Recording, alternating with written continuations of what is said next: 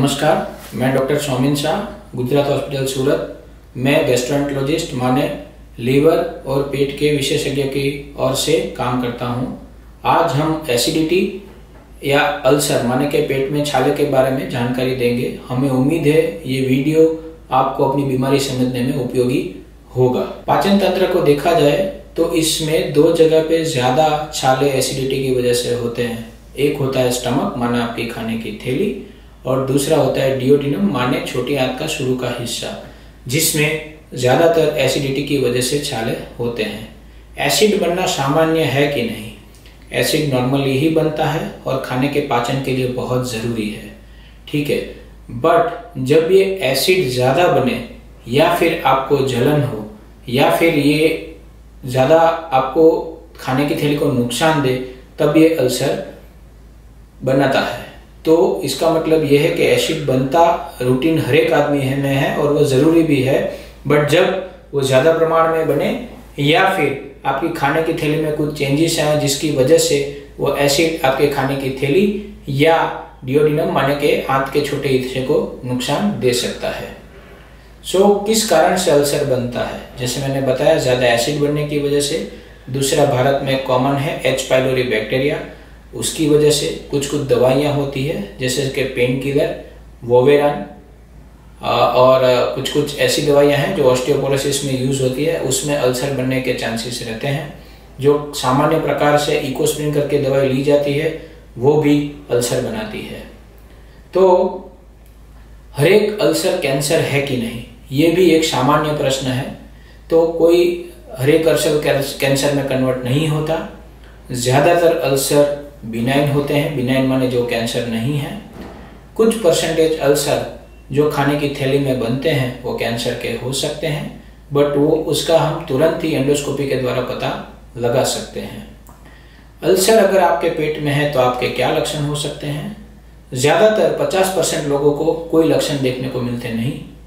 बाकी के जो 50% लोग हैं उसमें पेट में जलन होना, पेट भारी होना, ज्यादा डकार आना, वजन कम होना, कभी कभी खून की कमी होना, टट्टी काली होना या तो फिर खून की उल्टी होना जैसा हो सकता है। तो ऐसे केस में हम जो एग्जैक्ट डायग्नोसिस है, जो निदान है, वो एंडोस्कोपी के द्वारा कर सकते हैं। तो एंडोस्कोपी टेस्ट कितना जरूरी है और कितना सीरियस है, ये ज्यादातर लोगों का प्रश्न होता है। ये टेस्ट बहुत ही सिंपल है और 5 मिनट में आपकी एंडोस्कोपी हो सकती है।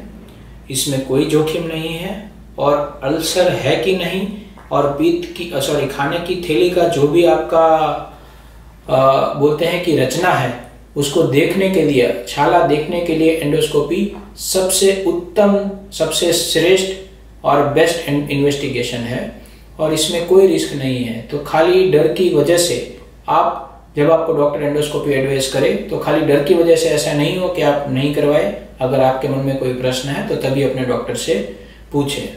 अल्सर का इलाज क्या है? अल्सर का बहुत ही सिंपल इलाज है और कुछ गोलियां और सिरप से अल्सर ठीक हो सकता है।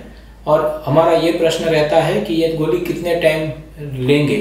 तो खाने की थैली में जो अल्सर होता है उसको ठीक होने में कम से कम 6 हफ्ते लगते हैं।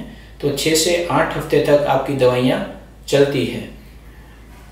अल्सर के कारण कोई समस्या हो सकती है कि नहीं? हाँ, अगर आपने ध्यान नहीं दिया और अल्सर वहां पे रहा तो कभी कभी वो अल्सर बड़ा होकर उसमें छाला हो सकता है। ऐसे टाइम पे आपको इमरजेंसी सर्जरी हो सकती है, बहुत जोरों से पेट में दर्द हो सकता है।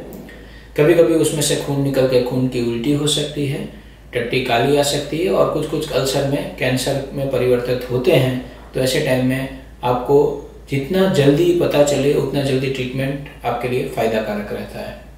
अगर आपको ऐसा है कि हम कौन सी, अगर हमको आपको कोई ऐसी दर्द की बीमारी है जैसे कि जोड़ों के दर्द की, पीठ दर्द की, कि आपको दर्द की दवाई तो लेनी ही पड़े, तो ऐसे केस में आपके लिए ट्रामाडोल, पैरासीटामोल, एसिक्लोफिनेक, नेप्रोसिन, ये सब दवाइयाँ सेफ हैं। कुछ लोग बोलते हैं कि भाई हमें फिर से एंडोस्कोपी करवानी चाहिए कि नहीं चाहिए। तो ज़्यादातर फिर से एंडोस्कोपी करवाने की कोई ज़रूरत नहीं है।